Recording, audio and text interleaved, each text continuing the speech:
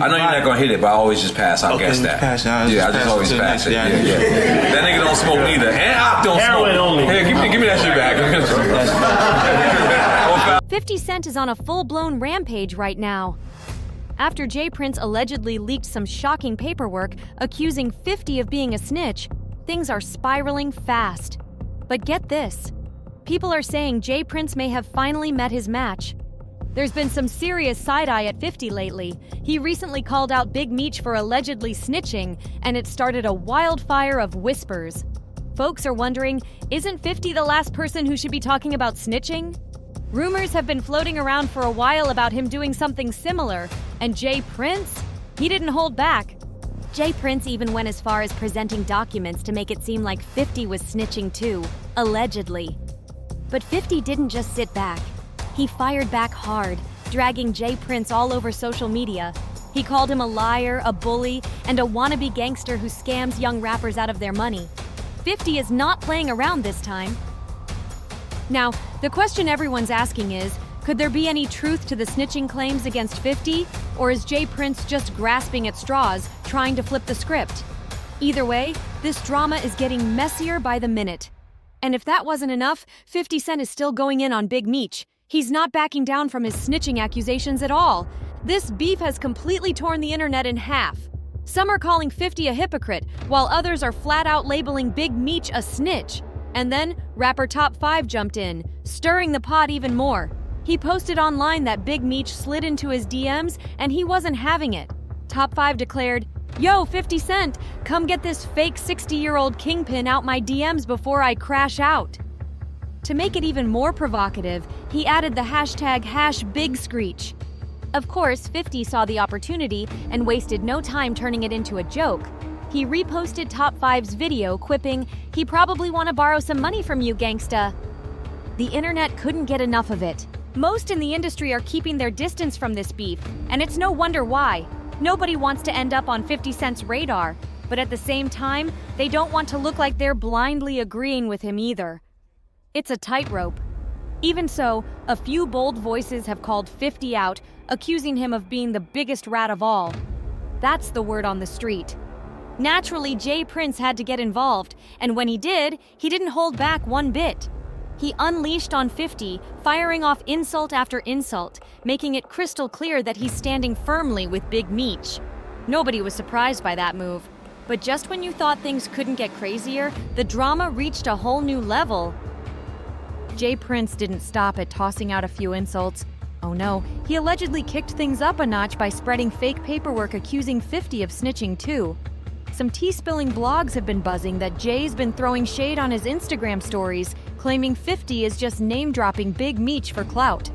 One wild rumor says Jay posted something outrageous, then quickly deleted it before the gossip pages could fully grab it. Supposedly, he claimed he was the one who founded BMF. Yep, you read that right, but that's not even the wildest part. Insiders are whispering that J. Prince may have taken the feud off the internet and into the streets. Allegedly, he's been making low-key shady moves, even sending some goons after 50 to silence him. Heavy accusations indeed, but in classic 50 Cent fashion, he isn't budging one bit. If there's one thing 50 won't do, it's let anyone, especially not J. Prince, get away with shady tactics like that. He's locked in and ready for whatever comes next.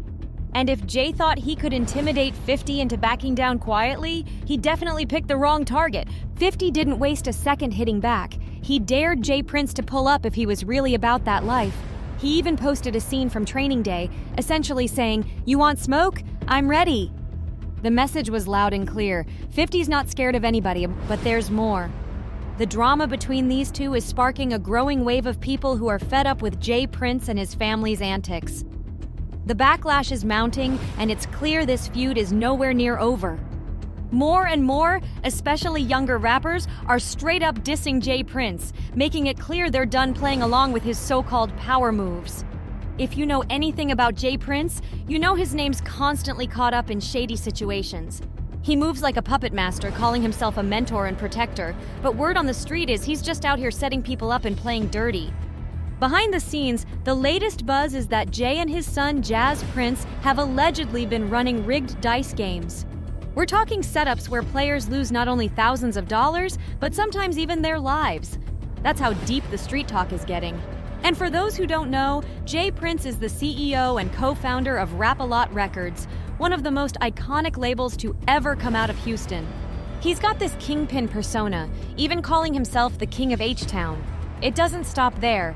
His sons, J. Prince Jr., Jazz Prince, and Baby J, carry themselves like royalty too. Whether it's music, boxing, or both, they act like they run the entire Houston scene. But here's the thing. There's a big difference between being respected and being feared. And J. Prince? He's leaning more on the fear side these days. People are starting to see through his act. There's even this unspoken check-in rule. When rappers or celebs land in Houston, they're expected to contact J. Prince's crew. The supposed deal is that Jay offers protection, but in return, they have to cough up some cash. Sounds more like street tax than hospitality.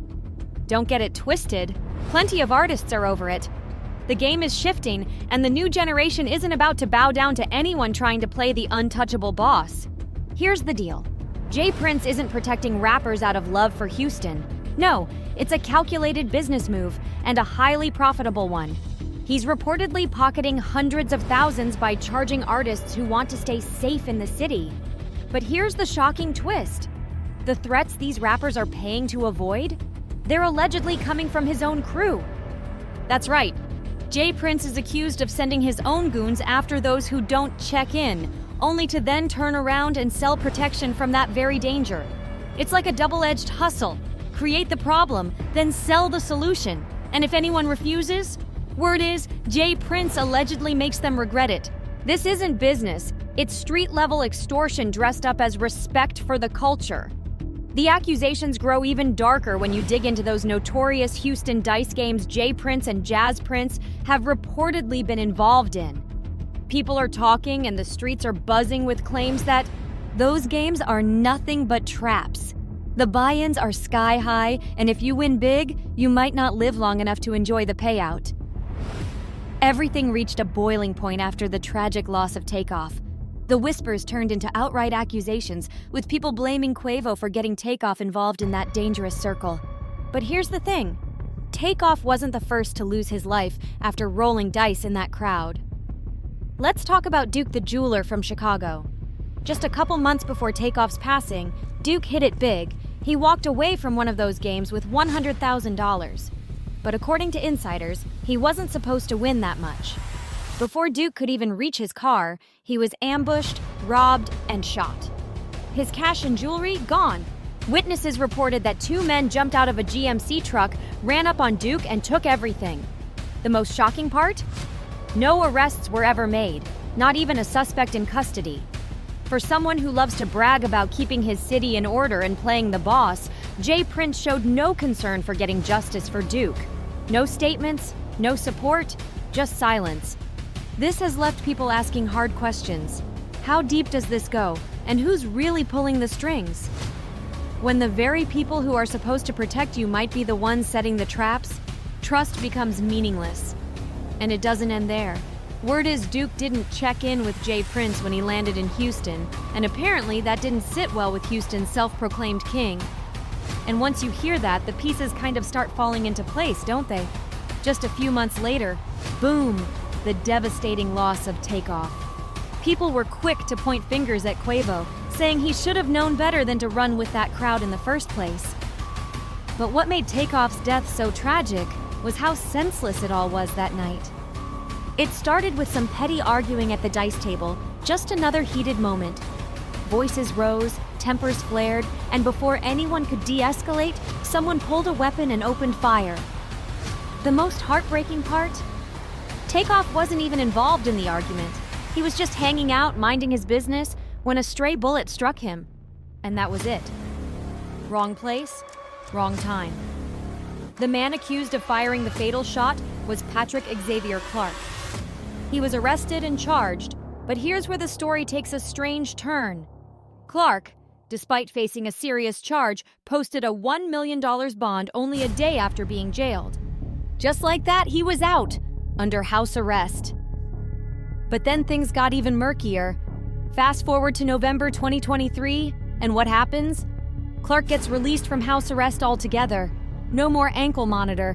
All he has to do now is follow a simple curfew, 7 p.m. to 7 a.m., and the plot thickens. After Clark's release, the public started asking questions. How does someone accused of such a high-profile crime manage to walk free on what feels like a technicality? It's left many wondering who's pulling the strings behind the scenes. Some people are even speculating that powerful connections, possibly tied to the Houston music and entertainment scene, played a role in Clark's surprisingly lenient restrictions. Meanwhile, the aftermath of Takeoff's death continues to ripple through the industry.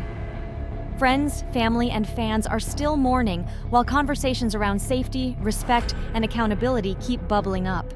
The dice game culture that once seemed like harmless fun is now under heavy scrutiny. More artists are beginning to question whether being in the mix with certain circles is worth the risk. But it's not just the dice games drawing attention, it's the entire culture of unchecked power and influence that seems to hover around certain figures. When you start peeling back the layers, what you find isn't just a few bad decisions or unfortunate accidents, it's a system that's allowed certain individuals to operate without accountability for far too long. The whispers, the rumors, the check-in rules, everything points to a deeper problem. Takeoff's death wasn't the first tragedy tied to this world, and many worry it won't be the last unless things change. People are calling for more transparency, more responsibility, and a hard look at who benefits from maintaining this cycle of fear and intimidation. The industry can't keep turning a blind eye forever. More voices are stepping up saying, "Enough is enough." That's right. Clark is under strict orders not to contact witnesses, Takeoff's family, or any victims. But here's the eyebrow raiser. He's also banned from contacting J. Prince Jr. Why would that be? What exactly is the connection between Clark and the Prince family? People are starting to ask some hard questions. With all the rumors swirling and so many loose ends, it's becoming harder and harder to believe this is all just coincidence. It really makes you pause and wonder, what really went down between J. Prince and the Takeoff situation? What role, if any, did he play? Because the way this case has been handled is raising serious doubts. One minute the shooter's locked up, the next he's walking around on a curfew like he skipped school, not like he's charged with taking someone's life. None of this adds up, and fans aren't blind to it. From jail to house arrest to seemingly roaming free, Clark's situation feels off. And what makes it worse? There's still no trial date. This case was supposed to be in court back in 2023, but it keeps getting delayed with no clear explanation. It's no wonder people are looking at this case with a side eye. And guess who's acting like he's got nothing to do with any of it? J. Prince. But people aren't falling for that innocent routine anymore. They've seen this act before, and no one's buying it. This isn't even the first time he's been accused of pulling strings behind the scenes. Just think back to when he tried to press NBA YoungBoy. That situation turned into a full-blown mess. Back in 2020, YoungBoy had a run-in with J. Prince that fans are still talking about. While staying in Houston, YB didn't check in, and apparently that was enough to spark J. Prince's anger. Not long after, YoungBoy's spot got hit. Burglars broke in, stole his chains, and even swiped the keys to some of his luxury rides, including a white Bentley, a white Rolls-Royce, and a white 2020 McLaren GT. But here's where it gets even crazier. The thieves had the audacity to contact YoungBoy afterward, demanding $30,000 if he wanted his stuff back. It was straight up ransom. But YoungBoy wasn't having it. He fired back with a video mocking the whole situation, calling out the burglars and saying they were just clueless kids who had no idea what they were doing. The story didn't end there. After YoungBoy's clapback, things took another unexpected turn. J. Prince, known for stepping into the spotlight when he wants control of the narrative, decided to speak out. He went public, claiming that his connections had recovered YoungBoy's stolen items. J. Prince even called it a gesture of goodwill, saying he was only trying to help and keep the peace. But YoungBoy wasn't impressed. Instead of gratitude, YB doubled down on his stance, accusing J. Prince of inserting himself into the situation just to gain clout. He fired off another video, calling J. Prince out and questioning why someone who claims to be a mentor and protector would need to publicly announce such a move. Fans saw it as YoungBoy standing his ground, refusing to play into the check-in game that many believe J. Prince uses to exert influence. This clash set off a wave of discussion about J. Prince's reputation and the so-called rules of the Houston scene. It also solidified Youngboy as one of the few who wasn't afraid to call out one of the industry's most notorious power players. The fallout from that feud still lingers, and now with the takeoff situation stirring similar questions, the scrutiny on J. Prince's actions is only intensifying. But even with all the public pushback, J. Prince doesn't seem fazed. He continues to portray himself as a behind-the-scenes fixer, someone who can handle any situation in Houston's entertainment world. Yet many in the industry and beyond are growing skeptical of his so-called protection. Instead of seeing him as a mentor, they're starting to view him as a self-serving opportunist who thrives on creating conflicts, then stepping in to appear as the one offering solutions. At the same time, more stories are surfacing. Tales of artists and entrepreneurs who've allegedly been pressured, manipulated, or outright intimidated by the Prince family.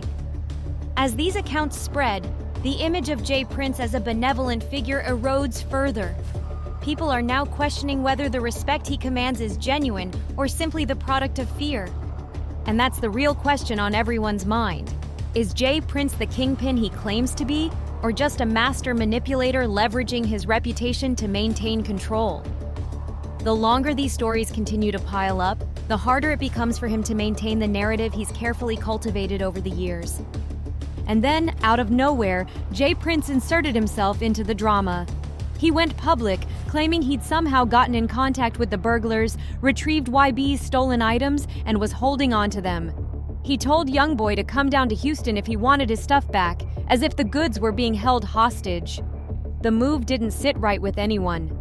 People began connecting the dots, and a bigger question started to emerge.